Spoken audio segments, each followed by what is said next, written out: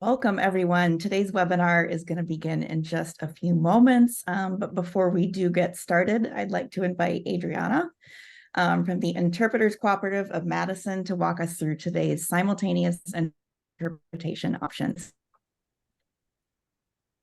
Buenos días a todos. Hoy este seminario será interpretado simultáneamente al español para poder tener acceso a la habilidad de obtener la interpretación.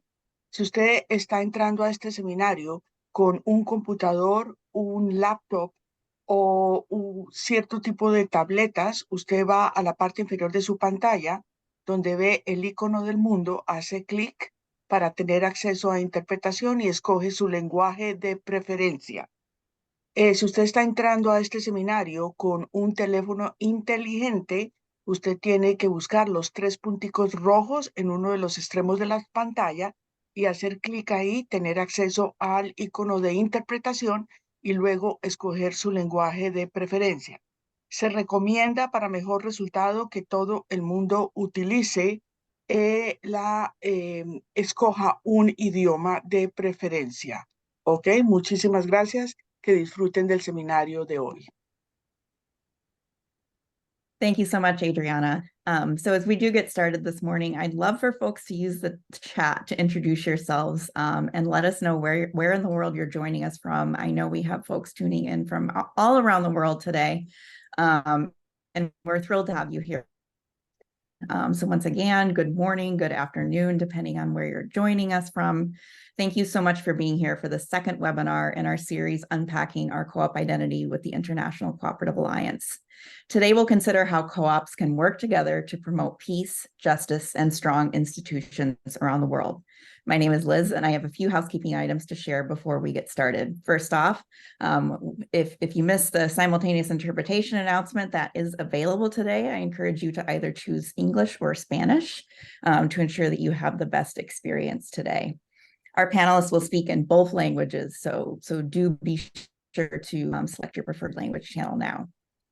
Okay, so we have an hour and a half together today, and we have set a good bit of time aside for audience Q&A.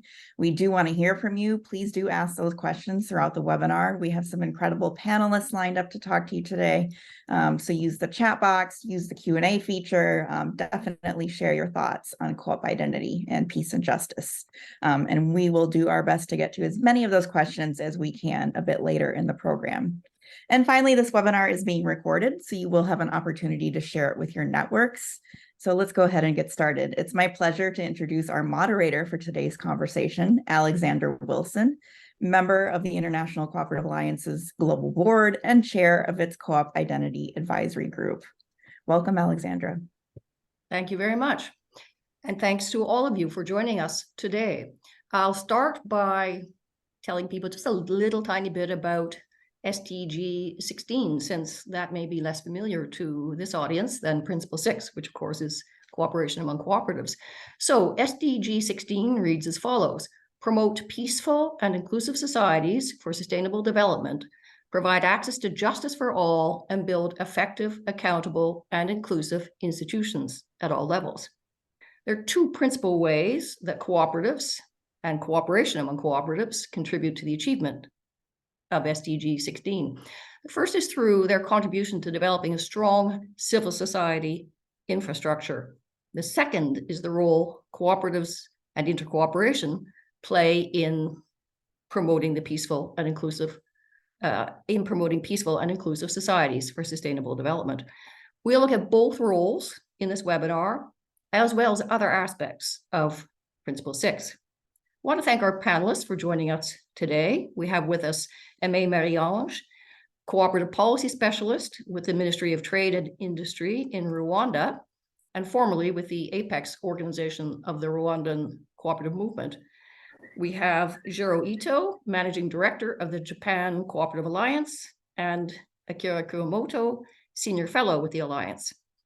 We have Leonorilda Garcia, Gender and Social Inclusion Specialist with NCBA in Guatemala. Paul Hazen, Executive Director of the U.S. Overseas Cooperative Development Council. And finally, David Rogers from the United Kingdom, who spent his career in cooperative housing and served as the editor of the guidance notes to the cooperative principles. Before we get the discussion underway, I want to set it up a little bit. And I'll draw on some of what you would find if you went to the guidance notes, in fact, and read about Principle 6. As I've said before, the Rochdale pioneers and their peers in other countries were really, in that time, social and economic radicals. They recognized that peace was dependent on freedom from want, which in turn was dependent on social and economic justice. They shared a vision of a cooperative commonwealth in which separate branches of the cooperative family would cooperate together to bring about a more just and equitable society. However, it was not until the 23rd Congress of the ICA in Vienna that the sixth principle was given formal expression. The Congress report included this statement: "We have thought it important to add a principle of growth by mutual cooperation among cooperatives." And I've deliberately emphasized the word growth. In arguing for the new principle, the report acknowledged that cooperatives had little chance of reaching their potential when working alone. And it observed that if the cooperative movement is to rise to its full stature, either within each country or internationally, cooperative institutions must unreservedly support one another. Now, we'll turn first to the subject of cooperatives as a force for peace. The cooperatives of the late 19th and early to mid 20th century were self-styled internationalists.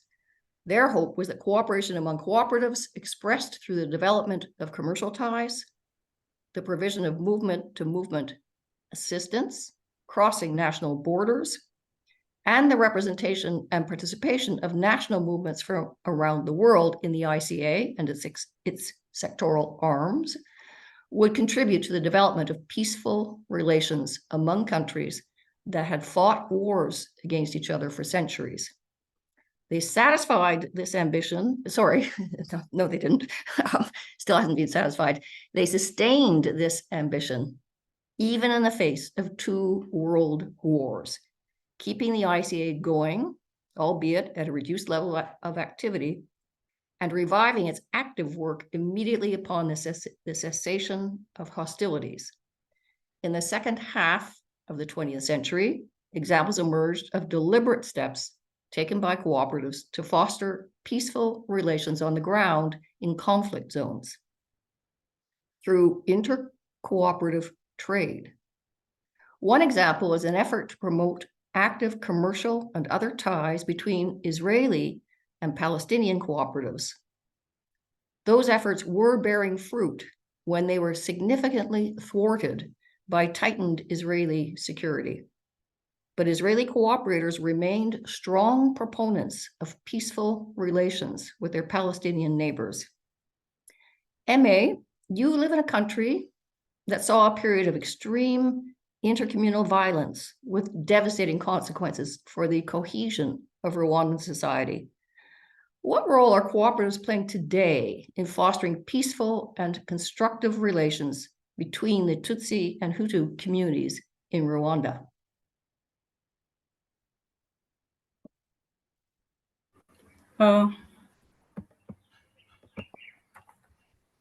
Dear organizers, distinguished participants in this webinar, ladies and gentlemen, receive my warm greetings from Rwanda. I am honored to participate in this webinar today, and I also thank the organizers to choose me to be panelist of today. To start my few thoughts on the contribution of cooperative in unity and reconciliation in Rwanda after 1994 genocide against Tutsi, I would like to note some key important achievements by government of Rwanda in terms of unity and reconciliation, which helped to rebuild the unity and reconstruct the country. Normally, basically, the unity and the reconciliation are the responsibility of every Rwandan in every institution. It is the only option for peace that Rwanda chose to undertake after the 1994 genocide against Tutsi. It's against this that today in Rwanda, there is no longer ethnic groups of Hutu and Tutsi or other forms of discrimination between Rwandans. Yes, to come back to this choice has been promoted through many mechanisms, including power sharing and inclusiveness and integration of home growth solutions like Gachacha Court and other solutions based on the local experience and also based on the volunteer and choice of government to promote unity and reconciliation. In this context, national context, the cooperative have also been recognized to be and contribute to the peace building. Why cooperative took this place? To answer this question, I would like to recall and the basis on some important statistics regarding cooperative movement in Rwanda, considering the population size of our country. The population size of Rwanda now it's on 13.2 million, and the cooperative members in this population totaling 5.2 million, meaning that the more than 43 of active population are members of cooperatives. The investments in terms of economic investment of cooperatives, they are invest in all economic activities of our country, from agriculture, services, trading, mining, housing, savings and credit cooperatives, and so on. If, for example, I can share with you the contribution of cooperative on GDP, I can use examples, for example, services. In general, services contribute to the 47.7% of our GDP. And there, the contribution of cooperative is around 17.7. And for example, agriculture, which took like last season, like 24.7% on GDP. The contribution of cooperative is around half of the contribution of the whole agriculture sector at the 14%. Despite this background, the role of cooperative in contribution on national social and economic growth, as well as its positive impact on social transformation, is recognized by the government. And from my experience from civil society, private sector, personal organization to the government servants, I can confirm that the cooperative have made a significant contribution to peace building and the sustainable economic development in Rwanda. They have provided and continue to provide opportunities, promote social cohesion and reconciliation, and help to reduce poverty. The government has recognized this importance of cooperatives and has created an enabling environment for its development. I can, for example, say that now we have a new cooperative policy with many cooperative with many policy actions to respond to the issues, challenges of cooperatives. And we have also a revised law which considering how the members can benefit from cooperative investment. Coming back to the examples of the role of cooperative in the contribution of peace building and rebuild the unity and the reconciliation between Tutsi and the Hutu. As I said, now to be member of cooperative, you can come from any site. If I use examples of Peace Basket Handcraft Cooperative located in Huye district in the South Province of Rwanda, the members came from the survivors of 1994 genocide against Tutsi, but they have also at the other side the other members came from perpetrate genocide families, and they are working well in this cooperative. For example, the president, the chairperson came from it's for the history from survivors, and the vice came from the other side of perpetrators families, but it's no longer a consideration in cooperatives. They live together, they work together, they share social economic activities together, and also they enjoy to be part of cooperatives. They also organize together some social activities to enjoy the benefit from cooperatives. The same also for another cooperative of coffee growers, Abahuza Mugambi. It's also the same story like the first one. Yeah, that's it, my intervention in terms of what. Thank you, May. That's quite inspiring. Jiro, Japanese cooperatives have consistently urged governments to take effective action to prevent nuclear proliferation.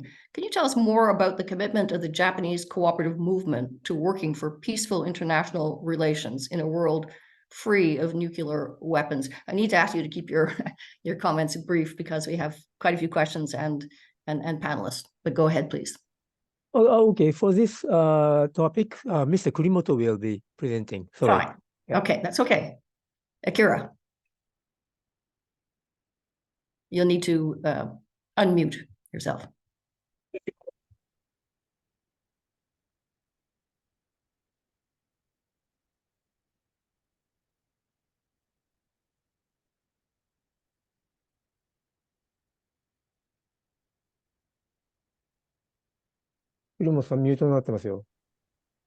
Okay. Can Go you ahead. hear me? Yes.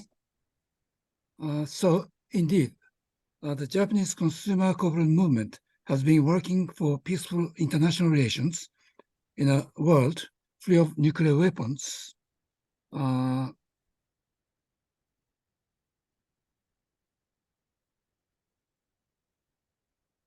Peace and a Better Life was adopted as a slogan at the JCCU's inaugural Congress in 1951. JCCU's presidents, notably Toyohiko Kagawa, committed themselves to promote the international peace at home and abroad. The anti-nuke campaigns was started by female cooperators in Tokyo in 1957, but it became a nationwide movement in the late 70s as a part of the worldwide pacifist campaigns. Co-op members joined the peace campaigns through learning about the reality of wars, listening to A-bomb survivors, rallying to Hiroshima and Nagasaki, and organizing photo exhibition to show atomic bombs' effect to human bodies. JCCU became a leader of non-partisan citizens' peace campaigns, linking competing streams divided by ideologies. In 1982, JCCU sent 200 member representatives to New York City to support the United Nations General Assembly special session on disarmament and submit signatures of millions. In 1988, JCCU was designated as a peace messenger by the United Nations. Another aspect of peace building is to promote the positive peace through helping children in the third world. In 1979, the ICA Women's Committee called for Buy a Bucket of Water campaign for the International Year of Child. JCCU responded by collecting 2/3 of donations to be sent to UNICEF. In the following years, JCCU started a national campaign for UNICEF fundraising to save children in Africa. And so this is a part of JCCU's campaign for positive peace. Now, JCCU is the largest funder for UNICEF Japan. This is my answer to your first question. Very impressive. Thank you very much. You've introduced the concept here of positive peace. Negative peace would be the absence of war and violence. Positive peace is defined by making sustainable investments in economic development and institutions. So that's the next subject that I wanted to speak to. So thanks for leading us there. Leo, can you talk about the role cooperatives in your region play in improving people's living conditions and building a more just and equitable society? Okay, you have given. Sorry, I'm sorry. That was a question for Leo. Okay. Yeah, and Leo will speak to us in Spanish. Sí, Adriana, ¿puede repetir la pregunta, por favor?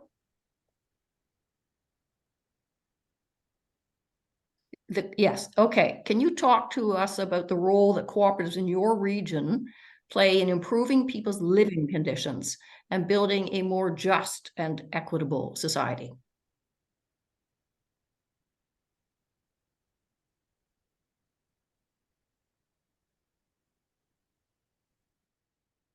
Gracias. Muy buenos días, muy agradecida por el espacio que se nos dan. Efectivamente, las cooperativas es un movimiento, un sector muy importante para la sociedad guatemalteca. Es un movimiento que, pues desde 1903 ha sido impulsado en Guatemala, primeramente por iniciativas internacionales, presionando o impulsando para que el gobierno guatemalteco pudiera fortalecer, impulsar sociedades cooperativas como respuesta a las necesidades sociales de la población. En la década de los 60 se da un fomento de las cooperativas y federaciones. En la década de los 70, pues el cooperativismo mediante la articulación con proyectos de colonialismo y fomento por parte del gobierno se impulsa este movimiento del cooperativismo en Guatemala. Sin embargo, en los años 80, este movimiento es desarticulado por el conflicto armado interno que duró 36 años en Guatemala, ¿verdad? Sin embargo, posterior a este conflicto, cuando se dan las negociaciones de paz, el sector cooperativo tuvo una presencia fundamental en la negociación de los acuerdos de paz. El sector cooperativo se convierte entonces en un espacio, un mecanismo de desarrollo económico y social para las poblaciones más vulnerables en Guatemala. En Guatemala decimos que la población rural e indígena y pobre es triplemente discriminada, sin acceso a educación y a todos los recursos sociales que requieren para vivir una vida digna. Sin embargo, las cooperativas han sido ese mecanismo que ha impulsado desarrollo económico a través de la asistencia técnica, la capacitación, la formación, el acceso a mercados de los productos que trabajan y transforman las cooperativas. Un papel muy importante que han jugado las cooperativas en Guatemala ha sido que mediante esa organización, articulación de las cooperativas de primero, segundo y tercer nivel han tenido representación en espacios muy importantes en Guatemala donde se toman decisiones políticas con respecto al desarrollo económico y social de Guatemala, pudiendo canalizar en las necesidades de las poblaciones más vulnerables hacia niveles superiores para que puedan ser tomadas en cuenta en los planes de desarrollo de los gobiernos en turno. Participan también en foros internacionales, ¿verdad? Donde ha sido muy importante el apoyo de la cooperación internacional para llevar desarrollo a las socios y socias de las cooperativas en las áreas rurales. Podemos hablar, por ejemplo, del caso de NCBA Clusa, ¿verdad? Que en Guatemala ha tenido un trabajo muy importante fortaleciendo la institucionalidad, ¿verdad? Promoviendo cambios en la ley de las cooperativas para que este importante rol que las cooperativas están desempeñando en el desarrollo económico y social de las cooperativas pueda ser mucho más amplio, ¿verdad? Y tengan mayor influencia en la vida de las poblaciones guatemaltecas. Un caso muy importante que actualmente se está trabajando Clusa es que está promoviendo el enfoque de derechos en el quehacer de las cooperativas. ¿Qué quiere decir esto? No solamente el enfoque economicista, que es ganar a menor costo, sino que también que se tome en cuenta el relevo generacional, la participación de las mujeres y la observancia a los derechos de las poblaciones indígenas, ¿verdad? Entonces, el rol de las cooperativas para un desarrollo digno, equitativo, ha sido muy importante en Guatemala. Tenemos actualmente 2 confederaciones en Guatemala, como 16 federaciones que aglutinan a más de 1,200 cooperativas en Guatemala y cooperativas que están presentes en todo el territorio guatemalteco de diferentes sectores, comercio, ahorro y crédito, agroindustria, y donde también están surgiendo cooperativas lideradas y conformadas exclusivamente por mujeres, ¿verdad? Un grupo un sector de la sociedad guatemalteca que actualmente se están viendo los frutos de un trabajo que se ha venido desarrollando, ¿verdad? Para favorecer el empoderamiento económico de las mujeres y su participación social a todo nivel.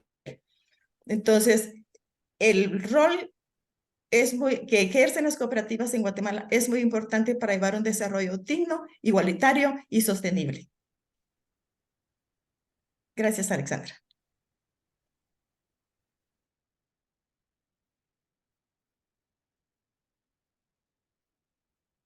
Thank you. I'm going to turn now to the subject of movement-to-movement assistance.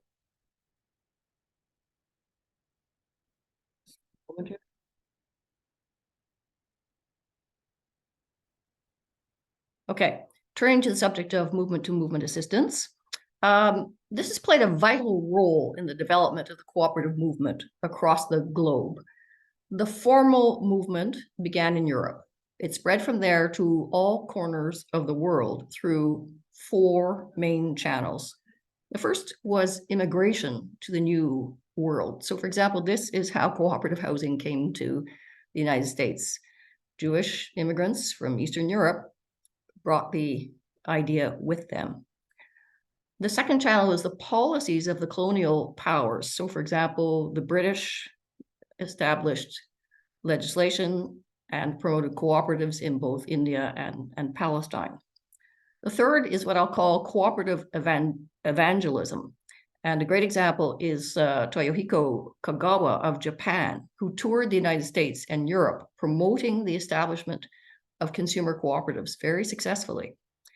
An example close to home for me would be the role of the Cooperative Union of Canada and its sister organization, the Cooperative Development Foundation, in establishing the cooperative movement among Inuit peoples in the Canadian far north. And if any of you are familiar with Inuit art, which is known around the world now, it is because of that work. Those artworks are sold through cooperatives. And then lastly, movement-to-movement assistance. The importance of the last channel is often underemphasized and sometimes, I'll suggest, not recognized at all. Yet most of the world's mature, well-established cooperatives receive some vital assistance somewhere along the way in their growth and development from other cooperatives, often those in other countries. An example, again, close to home for me, is the insurance cooperative with which I'm involved, which 75 years ago, when it was very young, received indispensable guidance and counsel from two successful insurance cooperatives that preceded it, one in the United States and the other in the United Kingdom. A contemporary example is the assistance of the Quebec Federation of Funeral Cooperatives, which is providing assistance to nascent funeral cooperatives in France. A subclass of movement-to-movement assistance that has been of significant importance for the past several decades is international cooperative development. So, Paul, that's your field. Can you talk about your organization, OCDC, and what it does to support the emergence and development of cooperatives in the developing economies of the Global South, and how American cooperatives participate in furnishing this support? Thank you, Alexandria. The U.S. cooperative movement has been involved with international cooperative development since the early 1960s.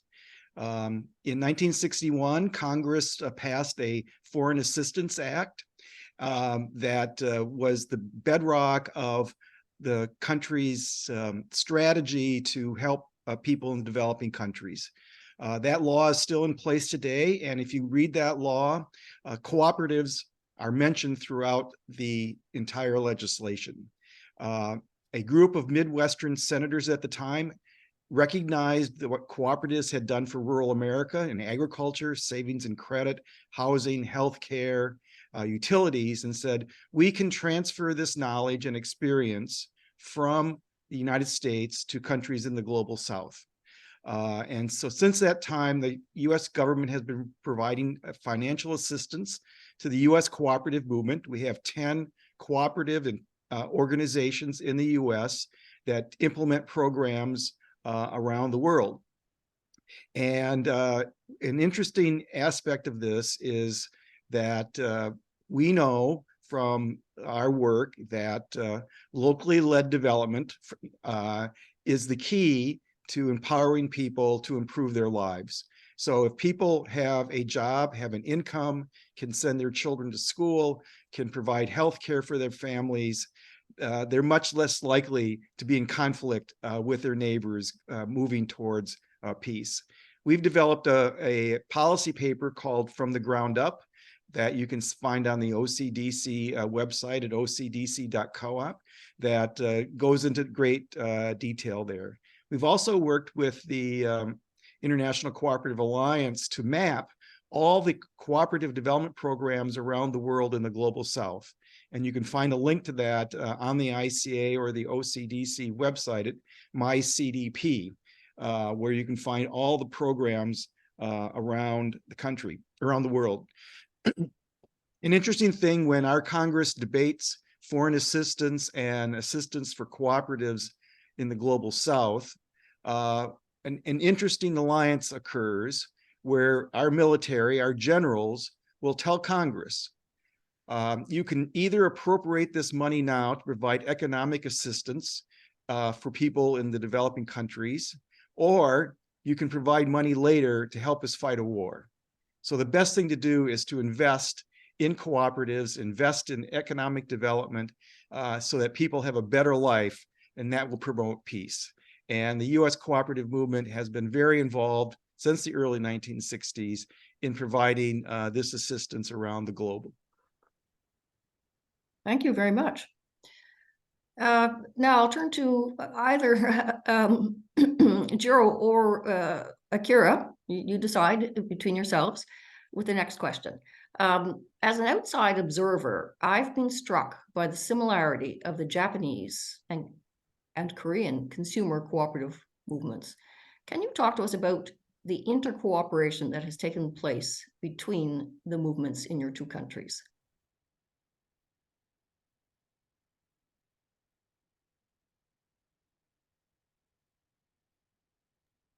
Okay, I shall speak. Yes. There are some common features between the Japanese and South Korean consumer cooperative movements. The majority of members and board members are women who are interested in the food safety and better environment. You may notice that the ICS Seoul Congress 2 years ago, where more than half of participants were consumer co-op leaders in Korea. Both movements, Japan and Korea, have grown from bottom up, resulting in the formation of 3 or 4 groups, cooperative groups in the country because of different strategy. But where in these different streams are competing and collaborating. Therefore, the intercooperation has taken place between the movements in two countries no matter how the tensions existed between the governments. Co-op leaders often visited each other to learn in such a field as food safety policy and practice, care for communities and environment, elderly care and child care, and so on. There are ample examples of collaboration among healthcare cooperatives and university cooperatives in Japan and Korea as well. Thank you very much. David, the guidance notes on the cooperative principles which you edited identify reciprocity as underpinning cooperation among cooperatives, expressing it in these words: effective cooperation involves mutual benefit. Throughout the life cycle of individual cooperatives, there are times when they will need support and others when they will be capable of giving it. Reciprocity is the bedrock of trust, and mutual trust is the foundation of cooperation.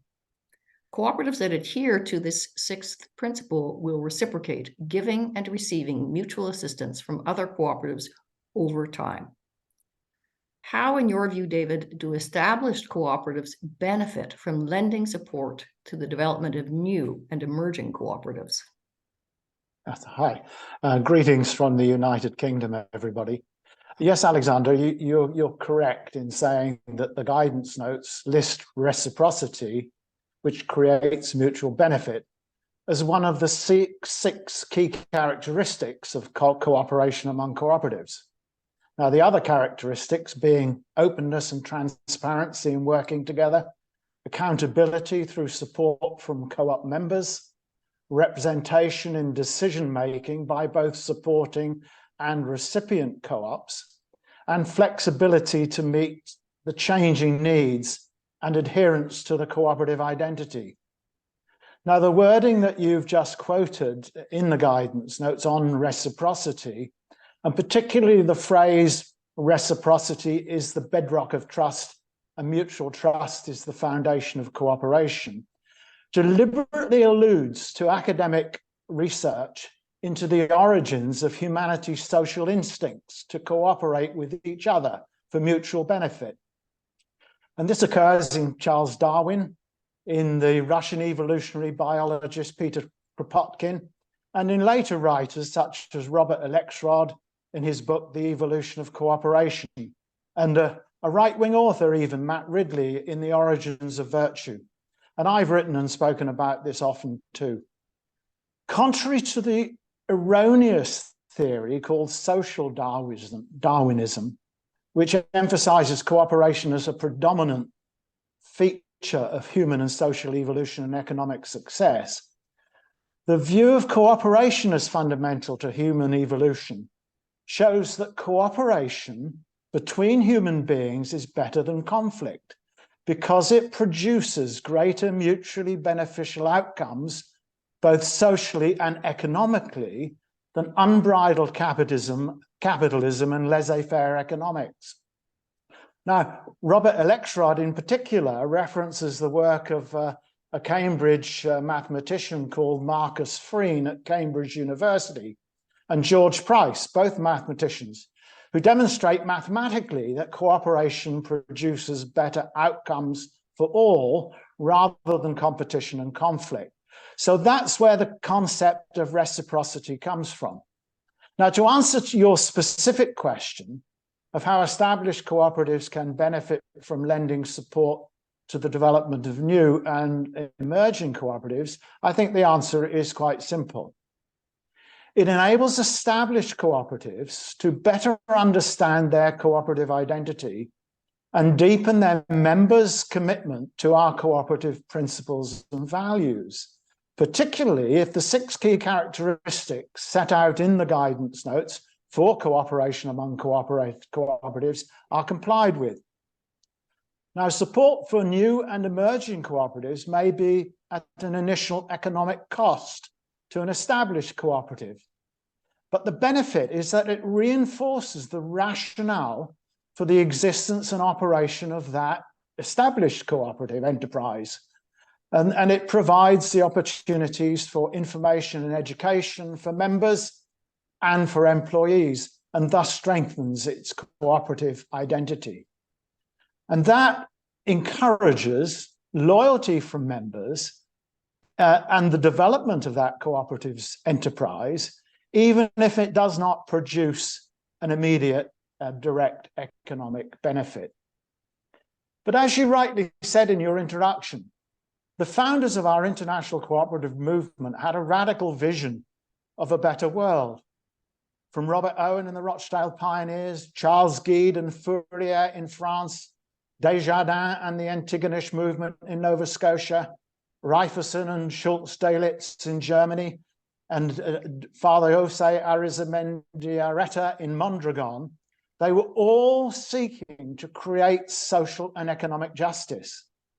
And cooperation among cooperatives is a fundamental part of realizing our founders' vision of a cooperative commonwealth. Thank you. We'll move on to the subject of trade relations. When the ICA was established in 1895, the new organization set 3 objectives for itself. One of these was to establish commercial relations between cooperatives of different countries for their mutual advantage. More than 125 years have gone by, and full achievement of this goal remains elusive. We've seen significant trade develop among cooperatives operating in the same sector in the same country, typically through the creation of secondary or tertiary cooperatives that provide, in the consumer sector, for example, wholesaling services; in the producer sector, supply and marketing services; in the banking sector, liquidity, treasury, and other services. By contrast, efforts to establish trade between different sectors of the cooperative movement within a single country have been spotty and have not necessarily had lasting results. The same can be said of efforts to create continuing trade links between consumer cooperatives in the global north and farmer and producer cooperatives in the global south. Paul, you run a national cross-sectoral apex body. You have run a national cross-sectoral apex body. You lead an international cooperative development organization now, and you held a seat for some time on the global board of the ICA. I'm sure this has given you some insight into this question. Why has the movement been less than fully successful in this area, in your opinion?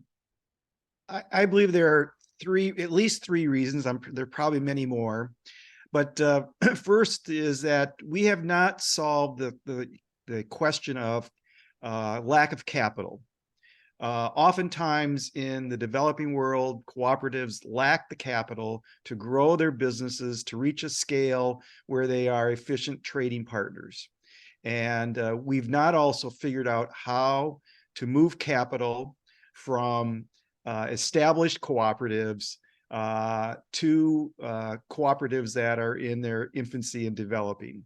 Some countries have made good attempts at this. I think the Italians have done a good job in their country, but I don't believe we've really been successful at transferring that capital from the global north to the global south in order to build the cooperative businesses that have great potential.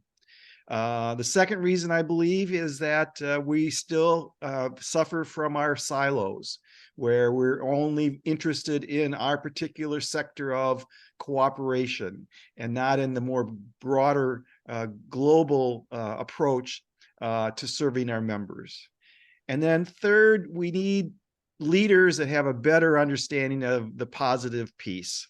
We need to invest more to get people to understand that commercial ties between cooperatives will result in rising incomes and better lives for people. At OCDC, we've several years ago completed a study, what difference do cooperatives make? And we studied cooperatives and cooperative members in 4 countries, Poland, Kenya, Peru, and the Philippines. And what we found in each country is that cooperative members are better off financially than non-cooperative members. And if you're a cooperative member, you're less likely to be poor. And it's a great way for women to move from the informal economy to the formal economy.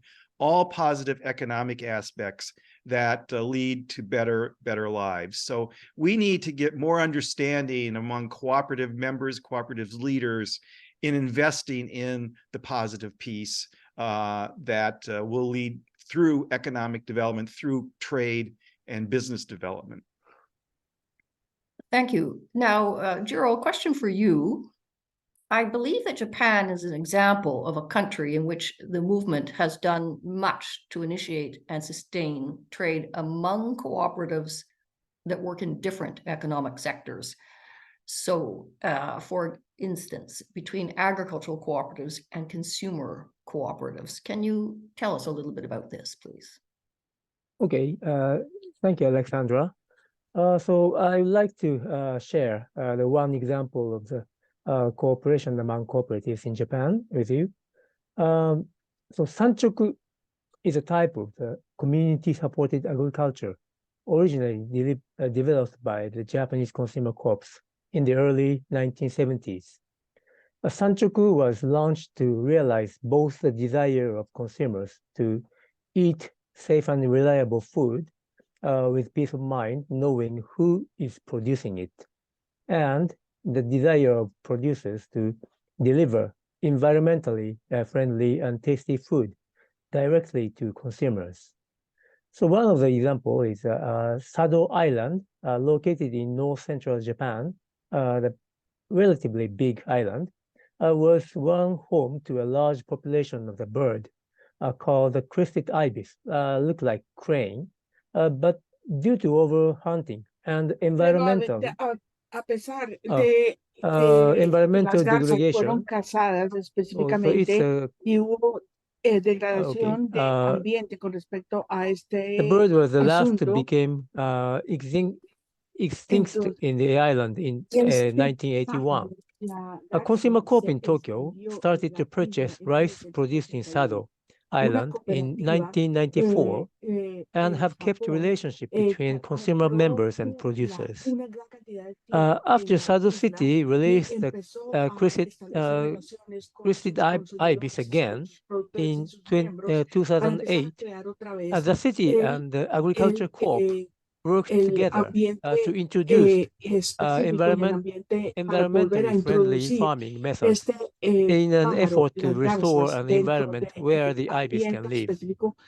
In 2010, the consumer corp responded by starting a system in which part of the rice purchase price produced in Sado Island is used to help preserve the environment of the island. In addition, consumer corp members regularly visit rice paddies to experience rice planting, weeding, and harvesting, which helps them understand the issues facing agriculture. And at the same time, visiting the island helps to stimulate the island's economy.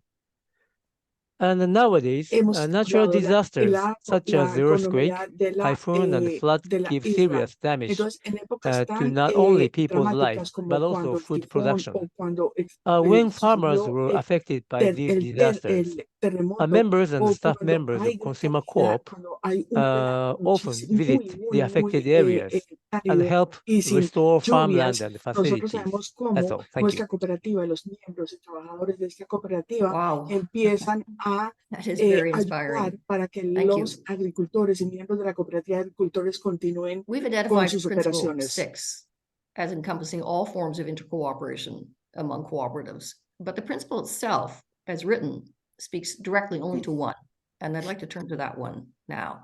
The exact words of the principle are these: cooperatives serve their members most effectively and strengthen the cooperative movement by working together through local, national, regional, and international structures.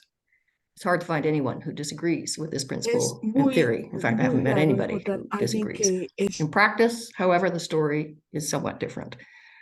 Outside of those that play a dual role, on the one hand, engaging in representation and advocacy on behalf of their members, on the other, providing commercial services to them, representative cooperative associations tend to be economically weak, especially those that bring cooperatives together from more than one branch of the cooperative movement. So we have countries like France, Germany, Italy, and Canada that are home to large cooperative movements covering many different economic sectors and sectors that serve together a very significant segment of the population. Yet the national apex bodies in those countries are chronically underfunded and have only a handful of staff members to carry out their work. So, Urban, how do you explain this phenomenon? Is there a recipe for creating and sustaining effective associations of cooperatives? And if so, what are its essential ingredients?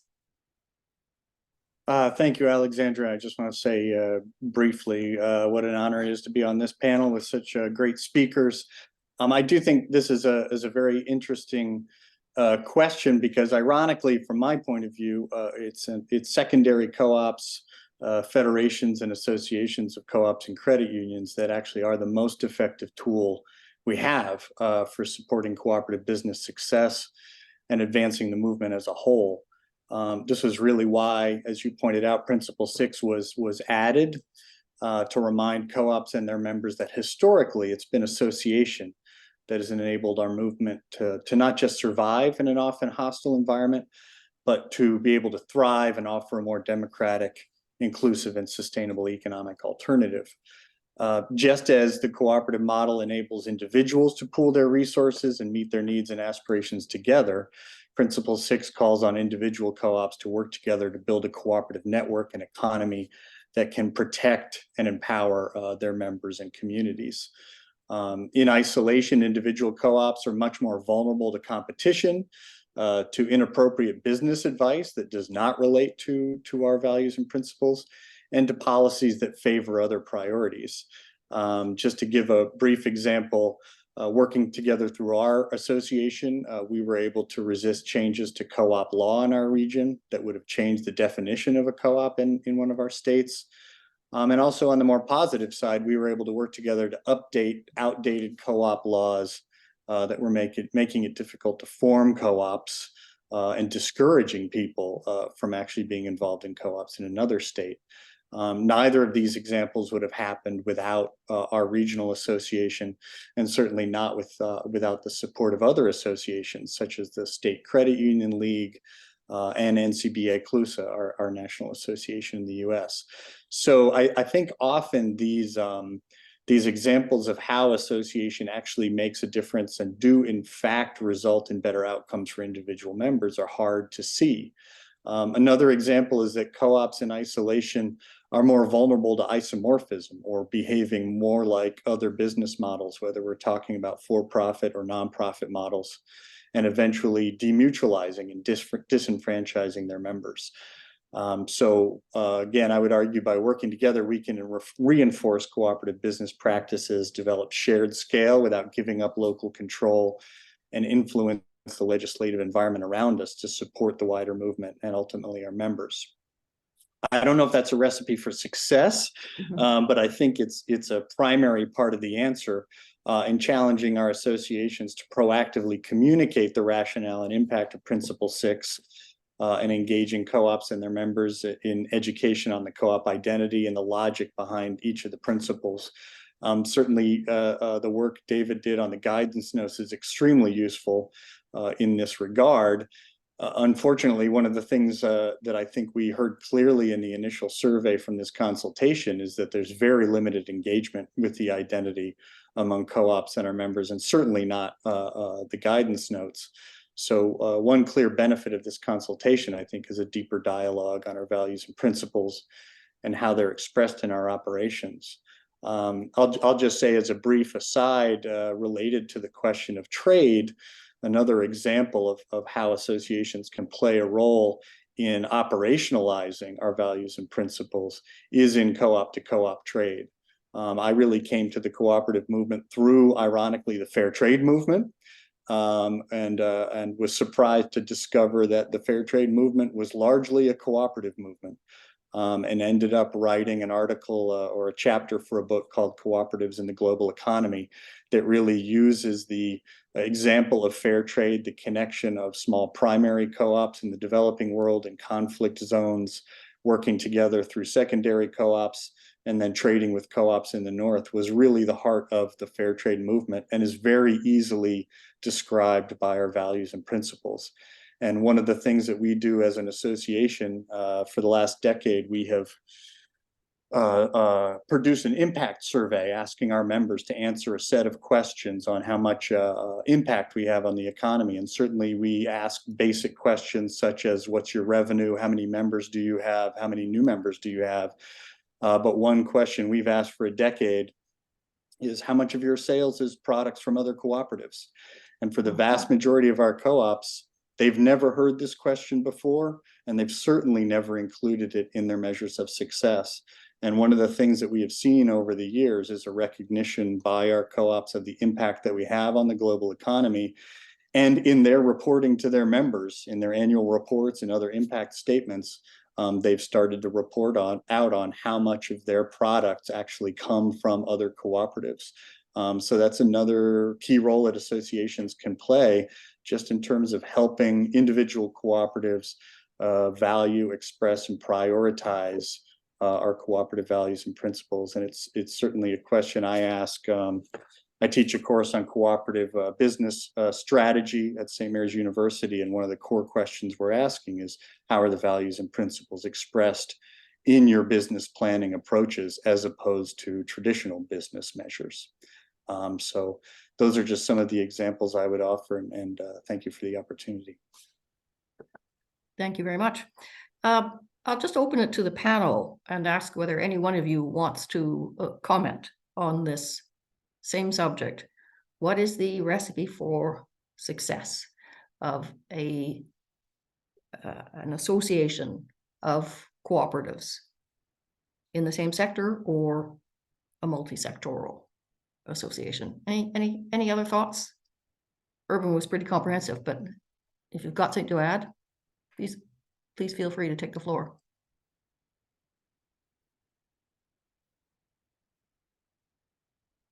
Paul, you ran NCBA for long enough. Thoughts on the subject? I always said the key to that is mutual insurance. Is I take a look at the apex organizations that are well resourced, and they find some type of business activity that their members can participate in, and often that is insurance products that they all can share the value of, and that generates a revenue stream. So I always joked is that mutual insurance was the key to the success of these apex organizations. Good point. David? Well, yes, I can speak from my experience as chief executive of a secondary federation of housing cooperatives in the UK. I think that federating together, you can actually accumulate some of the services that individual primary cooperatives require. You can agglomerate them and provide them through a second, not just insurance, but financial management, governance, guidance, education and training, all the things that go to make a successful cooperative, which smaller primary cooperatives, particularly in sectors like housing, simply cannot do on their own. And I think that by working together in a federation, whether it be national, regional or national or sectoral, actually helps achieve better outcomes for all the primary cooperatives. I think that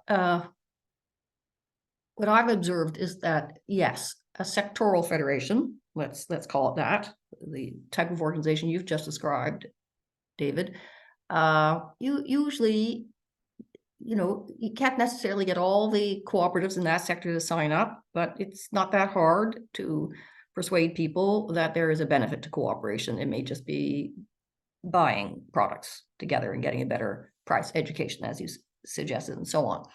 What I've noticed in apex bodies, let's say national apex bodies that bring together multiple sectors, is that some people will look at the organization and they're asked to pay a membership fee and they want to know what they're going to get for that fee. So they treat it as if they were going to the grocery store and the proprietor wants them to put down $1 and they want to know what they're going to get for $1. But the cross-sectoral bodies, the apex bodies, as we often call them, deal, I like to say, in intangibles, largely. So it's hard to draw a straight line from the $1 you put on the counter to the benefit back to your organization. The benefit may be to the wider world. It may be to a more just, more peaceful world. That is hard to quantify for the cooperative that is paying its membership fee. But if I can turn to you, Jiro, again, I'm an outsider, but looking from the outside in at Japan, it looks like you've been able to sustain quite a cohesive national movement, bringing together cooperatives from multiple sectors. What are your thoughts on this subject? Yeah, I'm from now JCA, Japan Cooperative Alliance, which was established in 2018. So it's newly established organization.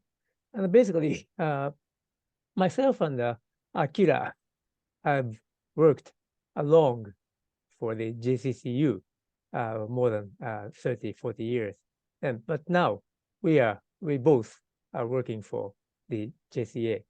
And after World War II, Japanese cooperatives have developed separately with different laws and ministries. Since the national organizations of each cooperative joined the ICA, a loose network existed. But the International Year of Cooperatives, 2012, was one of the milestones for the establishment of the JCA. And unbelievably, 2 years after IYC, Japanese government, during the agricultural cooperative reforms, including the removal of the Central Union, so JA Zenchu, and privatization of the JA Zenno Business Federation. So were performed by a recommendation from a private sector and neoliberal academics. So these problems is one of the key factors of the making alliance. So thankfully, ICA organized a study committee led by President Dame Pauline Green, who came to Japan to present their views to the minister concerned. So, and also all types of cooperatives Japan issued a joint statement expressing strong concerns about the government's unilateral reform of cooperatives. So with these backgrounds, JC was established. So then, and also the problems and issues in the local area was increased for example, aging society and a decreasing population. So, and a losing chance of the work in the local area. Then, so basically, cooperatives is based on the local area. So, nevertheless, the consumer agriculture credits, all types of cooperatives are based on the local. Then, so JCA suggested the local cooperatives to get together and discuss what is the problem, the issues and challenges in the local level. Then, so what they can do, discuss what they can do as a in collaboration with among cooperatives. Then now the discussion is little by little growing. So that's the importance of the national level cross sectoral federation. Thank you.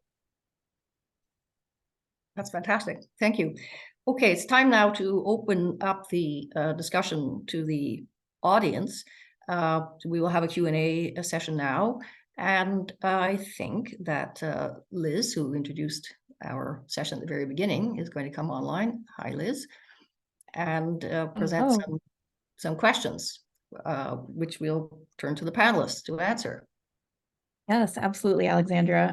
And folks, as we're addressing these first questions that are coming through, definitely keep adding them in the chat, keep typing them in the Q&A box, and we'll get to them as they come through. So Alexandra, one of the questions that we have, this person is asking, given our huge global family, we must really have a global cooperative culture. We really need that. And this person is asking if Principle 6 makes that clear, that it is really global cooperation among cooperatives that is needed, not just necessarily across borders or countries. Thank you. Perhaps I'll turn to you, David, to take that one as the author of the guidance notes and the person among us with the most comprehensive understanding of Principle 6. Well, I'm sure we all have a good understanding. I think that the principle itself is clear. The principle itself is clear. It is about cooperation at all levels: local, national, regional, national, and global. And I think that there is a danger in actually extending a more prescriptive description of what that principle actually means, because there will be times when market conditions in which established cooperatives work mean that they may not have at a particular time the capacity or resources to extend beyond their own immediate concerns to support new cooperatives, especially beyond local and national boundaries. And I think it would be quite iniquitous in a way to place that obligation on them as a fundamental cooperative principle, because if they failed, then the cooperative would be deemed to be failing in compliance with one of our fundamental principles. And I think it was Will Watkins, who was the former director of the International Cooperative Alliance. I think he famously said that cooperation is fundamentally a voluntary human process that cannot be made compulsory. And it ought not to be imposed, therefore, as an obligation. The sixth principle very clearly encourages cooperation at all levels. As I said, locally, regionally, nationally, and internationally. And the guidance notes are actually very, very clear on that. And I think that the obligation is, the Principle 6 has the great benefit of being very succinct and very clear. And I think if you were to try and add something in, it would muddy the waters significantly. But the best approach is left to guidance and best practice examples. And Alexandra, I'll actually turn to your insurance cooperative, Cooperators Canada. I mean, you produce an annual report, I understand, on compliance with cooperative principles and values. And that, in my view, is a very good example of best practice. And I think it's left to best practice and guidance because the principle's clear. Thank you. Have you another question for us, Liz? Yes, I do. So this one is super interesting, actually. This attendee is asking how digital platforms can enhance the effectiveness of cooperation among cooperatives in achieving the objectives of the Sustainable Development Goal number 16. So if some of the panelists want to address those digital platforms and how they can be effective in meeting those goals. Very good question. Who would like to take it?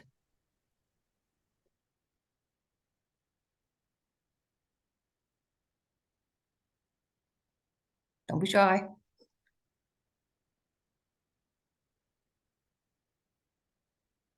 These are the unscripted questions, so.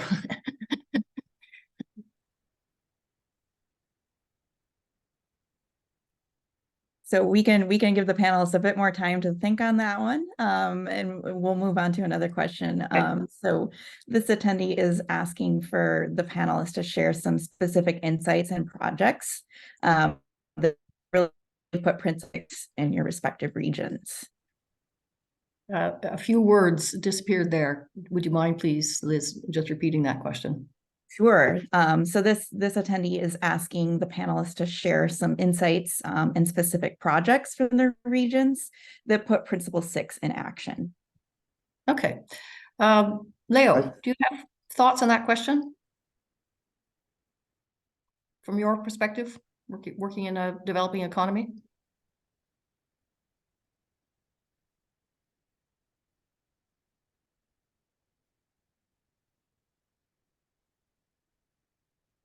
Sí, gracias. Bien, quería retomar el punto anterior sobre el uso de las plataformas digitales, ¿verdad? Para expandir estos negocios cooperativos. Yo creo de que las cooperativas, si bien es un modelo social, ¿verdad? También deben ir a la vanguardia, ¿verdad? E ir aprovechando estos cambios que se van dando, identificando estos cambios y avanzando, haciendo transformaciones. Como ya decía uno de los panelistas, ¿se requieren recursos? Sí, se requieren recursos. Y de ahí la importancia de esta cooperación de cooperativa a cooperativa para poder apoyar a las cooperativas de las poblaciones en desarrollo para dar estos pasos cualitativos, ¿verdad? Entonces, en Guatemala somos un país subdesarrollado donde las cooperativas, especialmente las que están las federadas, ¿verdad? Dan esos saltos cualitativos, pero llevar el desarrollo hacia las comunidades hacia las cooperativas de primer nivel es un gran desafío. Pero sí, la utilización de estas plataformas es sumamente importante para desarrollar no solamente el comercio, sino las relaciones sociales entre cooperativas alrededor del mundo y llevar mayor desarrollo a nuestras comunidades. Y con el otro aporte, ¿verdad? Definitivamente, este proceso de llevar a las cooperativas de un nivel o de las que empiezan, ¿verdad? Que vayan escalonando a otros niveles. Requiere no solamente del compromiso de las cooperativas que ya van más adelante, que están organizadas, sino que también se requiere de políticas públicas que fomenten a las cooperativas. Como bien me impresiona el caso de Japón, ¿verdad? Donde sí hay el gobierno apoya, digamos, impulsa estas cooperativas. En Guatemala tenemos diferentes federaciones que aglutinan por sectores a las cooperativas y una confederación que aglutina a todas, ¿verdad? Sin embargo, tenemos una única ley, ¿verdad? Donde encajan todas las cooperativas. Entonces, abarcar la diversidad de necesidades es bastante complejo. Sin embargo, ahí es muy importante el trabajo que se hace de cooperativa a cooperativa. Y como resalto, la importancia que NCBA Cruz, el trabajo de NCBA Cruz, fortaleciendo la institucionalidad de las cooperativas en Guatemala es básico para impulsar ese desarrollo que las cooperativas buscan para las poblaciones más vulnerables, llámese mujeres, poblaciones indígenas, juventud, ¿verdad? Que están en esos rezagos sociales impresionantes en Guatemala. Gracias.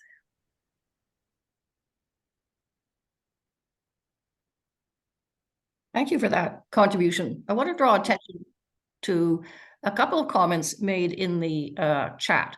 So we have a participant from Sudan who says that that digital platforms in the Sudanese case, whoops, sorry, I just scrolled out of sight, just one moment.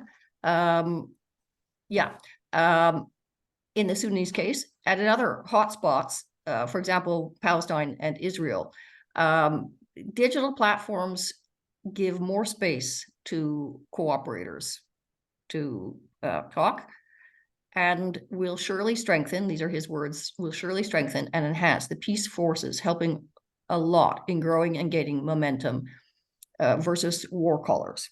Okay, so that's pretty powerful. And then Doug says, on digital platforms, this innovation on the use of the cooperative business model can make it much easier for people with common interests to cooperate across political and cultural borders.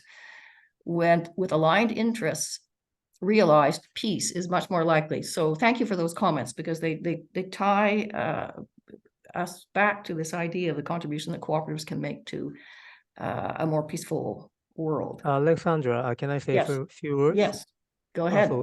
Yeah, thank you. It's we are very sort of far from the digital platform, but because of the COVID-19, we are forced to use the digital devices for the meeting, something, and the communication. And basically, the Japanese consumer corps are based on the face-to-face relationships between the members and corps. But during the pandemic, we had to communicate with the digital devices. And also, Akira mentioned the peace activities. So every year, we hold the event in Hiroshima and Nagasaki and Okinawa. And during that period, so we couldn't organize the real organizing the event. But doing the digitally, more people were able to participate in the event.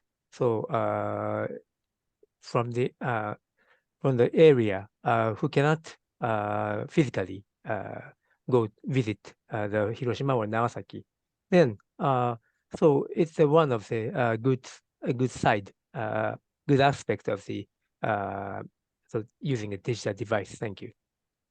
Good example. Liz, we may have time for one more question before our closing remarks.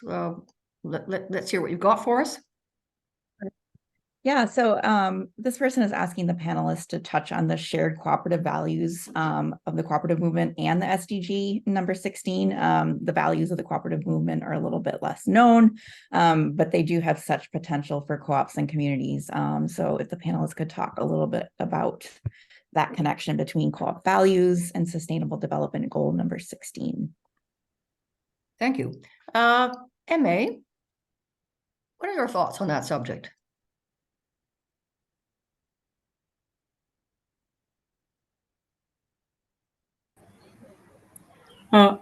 Yes, I can say that the normal cooperative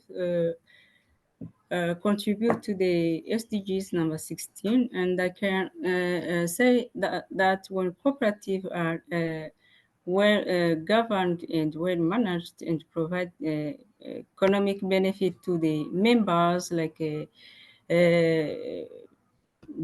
distribution of dividend and so on, they adopt, for example, the digital tools management. Normally, this it's a kind of a must for cooperatives to be able to share experiences, to be able to work together. They need to adopt digital tool management in the management activities, and this will definitely must definitely boost the cooperative growth. I can say like that. Thank you. David, your hand is up. Is that from earlier? And you're muted. No, I wanted to comment on this really. I think one of the things that we need to do within the global cooperative movement is actually have a very clear understanding of an alternative narrative for economic and social development that is contrary to the predominant laissez-faire capitalist narrative. We need to demonstrate, and this is something that our academics, I think, really desperately need to work on. We need a narrative that is very, very clear, that sets out the benefits of cooperative enterprise and how that delivers security, peace, and social and economic development, which is the key objective of the Sustainable Development Goal 16. And we're not good at making that case. And I think that we need to definitely make the case for a cooperative view of social and economic activity and the benefits it brings. Do you think we can squeeze in one more question, Liz? We may be able to. So this question comes from Guyana, and it's talking about recent natural resources that have been discovered that is really shifting the country's economic fortunes. And so this person is asking, how can cooperatives play a role in fair participation in newfound wealth, that wealth distribution in a country? That's a tough one. Do you want to take a crack at that, Paul? Well, I think I go back to my early days in community organizing. I think is important if there are newfound resources that the cooperatives play a leading role in organizing people to make sure that policymakers and other decision makers realize that the needs of people throughout the economy, and that this newfound wealth should be shared on an equitable basis throughout the country. And that goes back to just the power that we have in the cooperative movement. We have billions of members around the world, and I think oftentimes we're not well organized in order to make our views known and point out the value of what we do in the community. So my advice would be to organize the cooperatives to have a common voice to those folks who are going to be making the decisions about the allocation of resources. Okay, thank you. I think it's time to turn to our wrap-up speaker, Urban, who's going to close our webinar for us. Thank you, Alexandra. Yeah, on behalf of the ICA's Cooperative Identity Advisory Group, I just want to take the opportunity to thank our panelists, all of our attendees, staff at NCBA, CLUS, and ICA for contributing so much to our dialogue today. I think today's discussion speaks to the need for constant evaluation of our movement, as well as our potential for offering a viable, equitable, and sustainable economic alternative moving forward. And I also want to echo both our panelists and some of our attendees on the importance of lifting up our shared values within the identity as a whole. I think it's an area that's been neglected over time and perhaps needs some parallel attention similar to the guidance notes. We need to constantly challenge ourselves to live up to our ideals, but also provide each other with models that work, that can be adapted, that can be developed for our purposes. So a recording of this event will be posted online. I want to encourage all of you to share it in your networks, along with future opportunities offered by the advisory group, as well as ICA and NCBA CLUSA. We'll also be adding you to our email list for future events. And I want to invite you to participate in this ongoing dialogue by visiting the consultation webpage for more resources. Perhaps that can be, it's already in the chat. Thank you so much.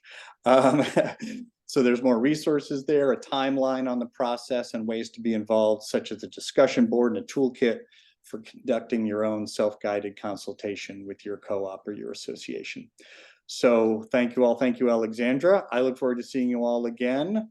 I don't know if there's any other closing remarks, but that's what I wanted to add, and thank you so much. Thank you for that.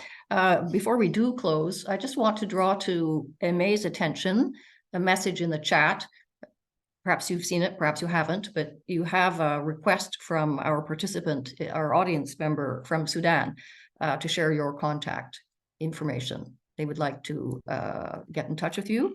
So you could go into the chat and provide that. And I just want to say there were a couple of questions in the Q&A and a few comments in the chat that make reference to the current conflicts in the world, notably Israel and Gaza. And one of the questions asked, I don't have it in front of me, but was effectively wondering what the ICA is doing. And I'll say a couple of things in response, since we have a couple of minutes. First of all, the ICA from its first days has tried to observe a principle of political neutrality. That is a stance that has been tested, challenged through some very, very difficult historical periods. The First World War, the Second World War, the Cold War, just to name the big ones, and many, many others. It was challenged when Russia invaded Ukraine, and we had members in the ICA who wanted the Russian members of the ICA and the Belarusian members of the ICA expelled, and so on. And now we have the situation of Israel and Gaza. And the real tragedy there is that there was active cooperation between Israeli cooperators living in the kibbutz on the Gaza border and the Palestinian communities on the other side of the border, with the kibbutzniks providing many services to people in Gaza, such as driving them to Israeli hospitals when they needed medical attention, just to give one example. I alluded earlier to commercial relations between cooperatives in the West Bank and Israel, and the fact that the Israeli security forces effectively thwarted what were quite, by what I've heard, successful efforts. This underscores that cooperation among cooperatives has its limits. It's very hard to achieve during active conflicts. What we've done at the ICA is been in touch with our members in Israel, of whom we have a number, and Palestine, where we also have members, mostly to just to find out, how people are getting on. Ukraine as well. And what the ICA will want to do is, when hostilities cease, encourage the cooperatives in those regions to do what they can to help rebuild and help establish better relations between the conflicting communities. And we've seen an example today. We saw the example of Rwanda. What happened during the genocide, you might say, is something that a country could never get over. But we have the example of cooperatives, they're not alone, but cooperatives playing their part in rebuilding Rwandan society. So I think that is where we'll have an opportunity at the ICA and as members of the ICA to play a constructive part in healing the wounds. I guess that's the way I'm going to put it, and trying to create conditions that will make these conflicts something of the past. Thank you. And I see a note in the chat. The ICA, I'd forgotten that, launched an appeal for donations for cooperatives in Palestine and in Israel. So thank you all very much. It's 4:30, or it's whatever time it is where you are, but it's the end of the webinar. And I hope you'll join us for our next one. Thank you again.